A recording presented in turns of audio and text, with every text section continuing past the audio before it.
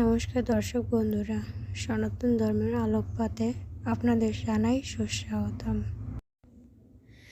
আজকে আপনাদের সামনে যে বিষয়বস্তু নিয়ে আলোচনা করব তা হলো তুলসী গাছের পাশে ভুলেও রাখবেন না এই 5টি জিনিস, সংসার শেষ হয়ে যাবে।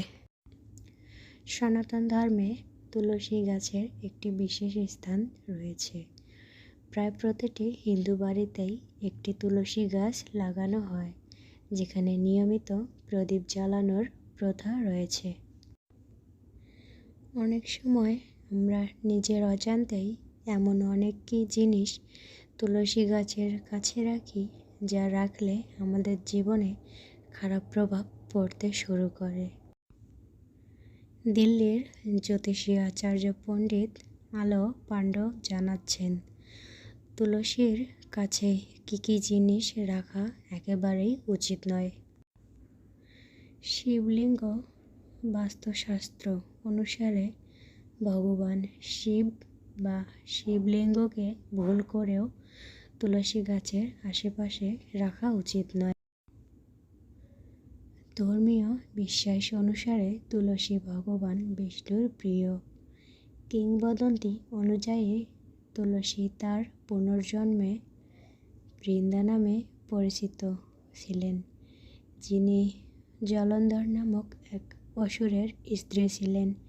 কিন্তু জলন্ধরের অত্যাচারে বিরক্ত হয়ে ভগবান শিব তাকে হত্যা করেছিলেন। এই কারণেই শিবের পূজায় তুলসী ব্যবহার করা হয় না। ভগবান গণেশের মূর্তি ধর্মীয় গ্রন্থে একটি পৌরাণিক কাহিনী খুবই জনপ্রিয়। এই কাহিনী অনুসারে একবার ভগবান গণেশ নদীর তীরে তপস্যায় মগ্ন ছিলেন। একই সময়ে মা তুলসী সেখান থেকে বেরিয়ে আসেন। তিনি ভগবান গণেশের সৌন্দর্যে মুগ্ধ হন এবং তাকে বিয়ের প্রস্তাব দেন।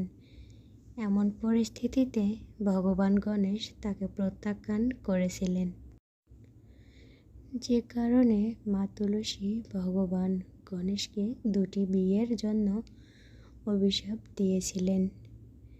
এই কারণেই মা তুলসীর কাছে গণেশের মূর্তি রাখা হয় না, তাকে তুলসীও দেওয়া হয় না। ধর্মীয় বিশ্বাস অনুসারে ভুল করেও তুলসী গাছের কাছে ঝাড়ু রাখা উচিত নয়, কারণ আমরা ঘর পরিষ্কার করতে ঝাড়ু ব্যবহার করি। তুলসী গাছের কাছে ঝাড়ু রাখলে সংসারে দারিদ্র্য নেমে আসে। জুতো এবং চপ্পল।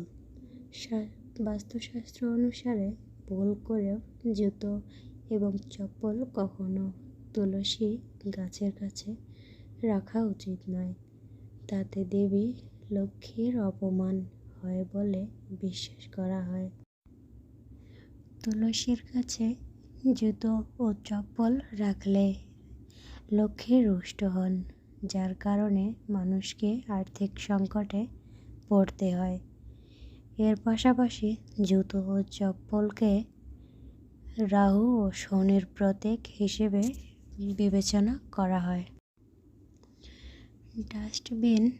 বাস্তুশাস্ত্র অনুসারে তুলসীর কাছে কখনোই ডাস্টবিন রাখা উচিত নয়।